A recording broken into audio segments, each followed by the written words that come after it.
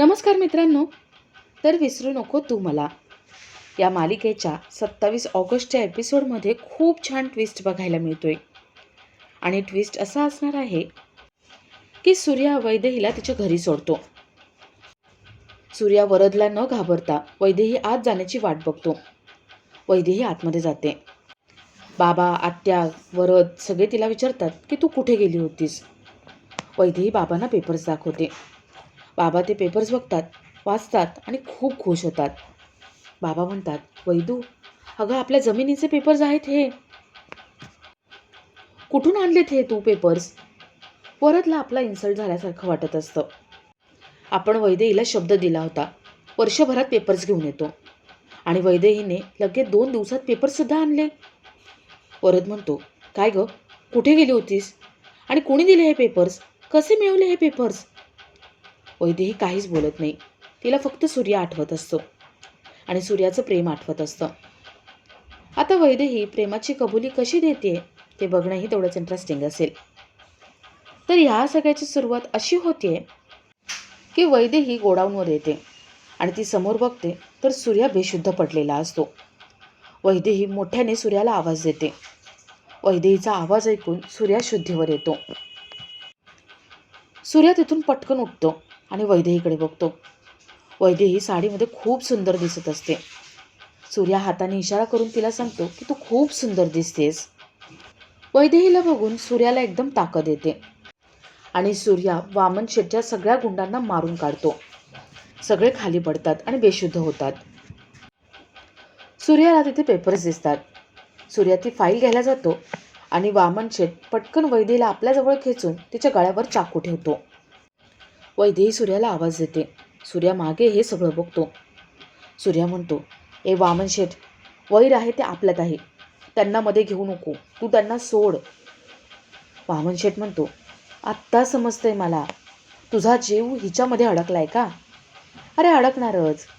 मी तर हिच्यावर 4-5 जमिनीचे तुकडे असे ओवाळून टाकीन. सूर्या खूप भडकतो. तर इथे वैदेही आरोग्य केंद्रात गेली, ती काही परत आली नाही. म्हणून घरातल्या सगळ्यांना काळजी वाटत असते. वरद आरोग्य केंद्रात जाऊन येतो, पण तिथे वैदेही नसते. सगळ्यांना टेन्शन येतं की वैदेही गेली तरी कुठे. तर इथे वामन शेठने वैदेहीच्या गळ्यावर चाकू ठेवलेला असतो. सूर्या वैदेहीला इशारा करतो आणि वामन शेठच्या पायावर पाय द्यायला सांगतो. वैदेही वामन शेठच्या पायावर पाय मारते.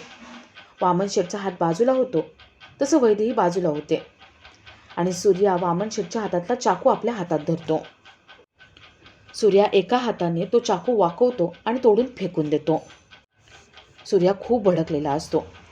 तो वामन शेठला टेबलवर झोपवतो आणि वामन शेठच्या उरावर बसून त्याला खूप मारतो.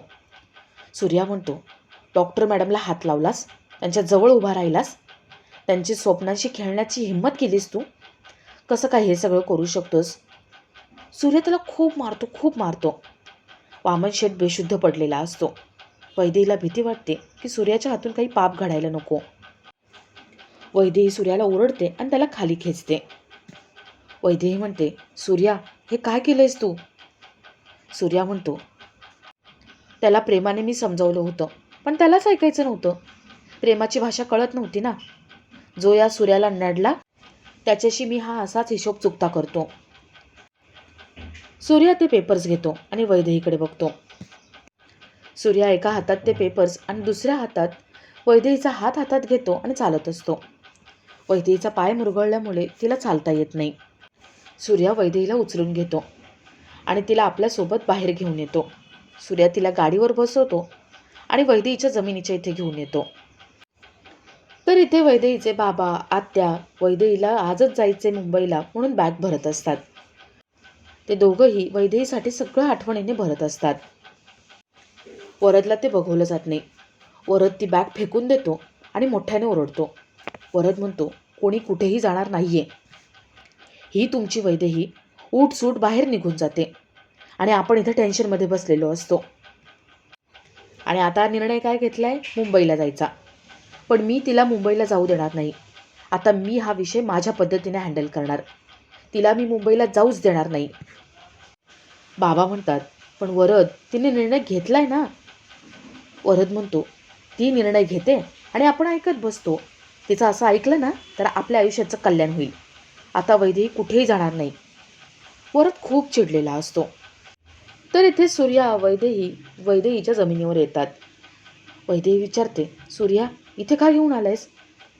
सूर्या म्हणतो, तुमचं स्वप्न तुम्हाला परत देण्यासाठी.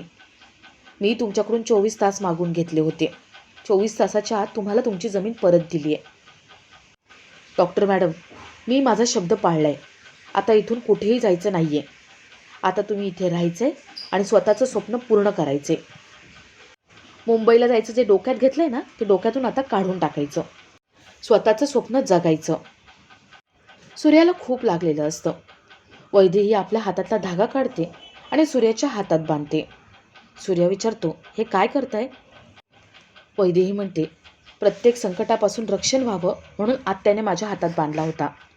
पण याची गरज जास्त तुला आहे. राहू दे तुझ्या हातामध्ये. सूर्या म्हणतो, मॅडम अहो तुमच्यासाठी मी जीवसुद्धा देऊ शकतो. हे सगळं काय आहे? वैदेही म्हणते, सूर्या जीव देण्याची भाषा माझ्यासमोर करायची नाही. आणि काय रे, हा प्रॉब्लेम माझा आहे ना. मी मार्ग काढला असता. तुला या सगळ्यात पडायची काय गरज होती? अरे कुठला मित्र आपल्या मैत्रिणीसाठी एवढं सगळं करतो? हे का केलंस तू? हे सगळं करून तुला काय साध्य करायचे? माझे खूप मित्र आहेत, पण कोणी एवढं करत नाही.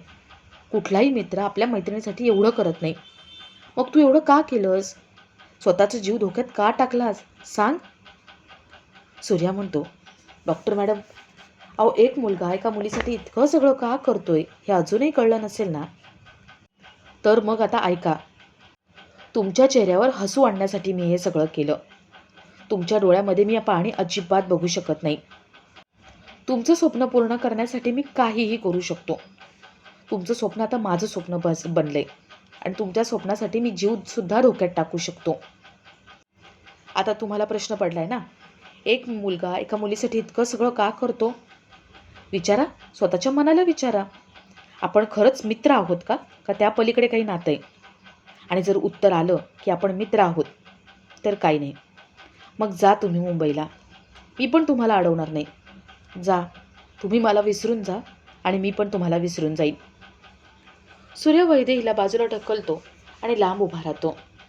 वैदेही सूर्याच्या या बोलण्याचा विचार करायला लागते आणि आपला आजचा हा भाग इथेच संपतो.